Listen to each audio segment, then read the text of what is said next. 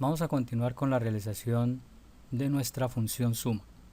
Bien, entonces hemos establecido que hacemos el llamado simplemente nombrándola como se hace con cualquier función de C. La manera de llamarla es simplemente nombrarla dentro del programa, y en el caso que requiera parámetros, pues se le pasan los parámetros que ella requiere para hacer su tarea. Entonces acá tenemos la función suma. Ella como tarea va a tener la realización de la suma de dos valores. Entonces es claro que ella necesita entonces dos valores. Entonces en el momento del llamado, lo que vamos a hacer como argumento de la función, le pasamos entonces lo que ella requiere. ¿Qué requiere?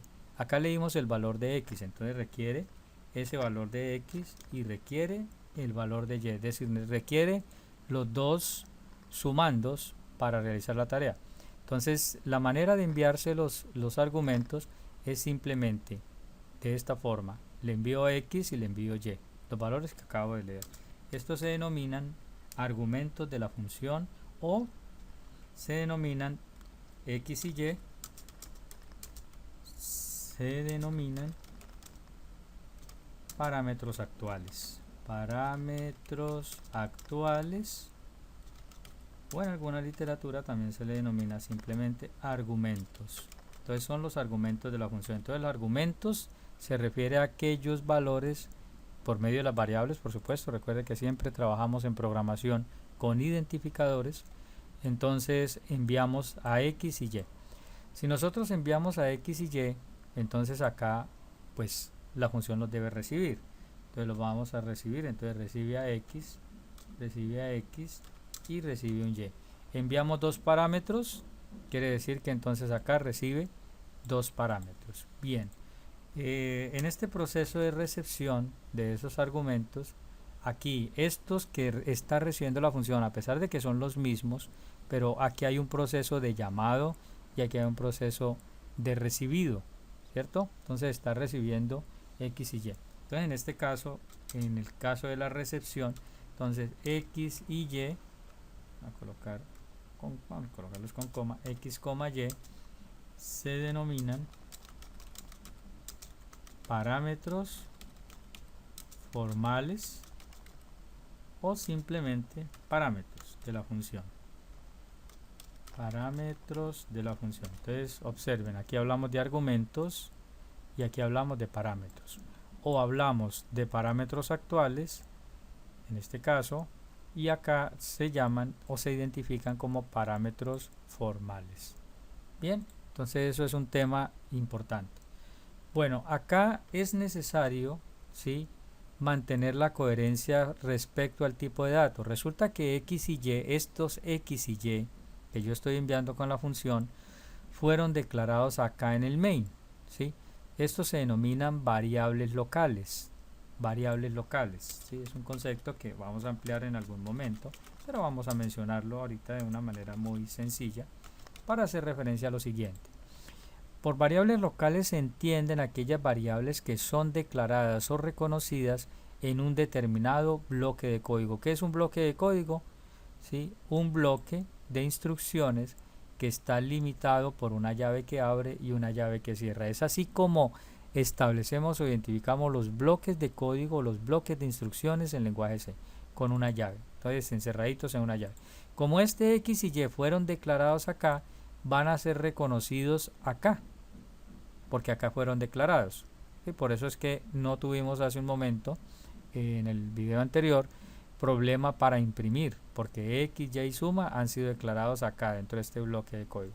Pero aquí ya ellos van a empezar a ser parte de una función distinta, es decir, un bloque de código diferente, porque miren, acá tenemos una llave que abre y una llave que cierra diferente, o un compartimento completamente distinto en el cual ellos no han sido declarados, ¿verdad?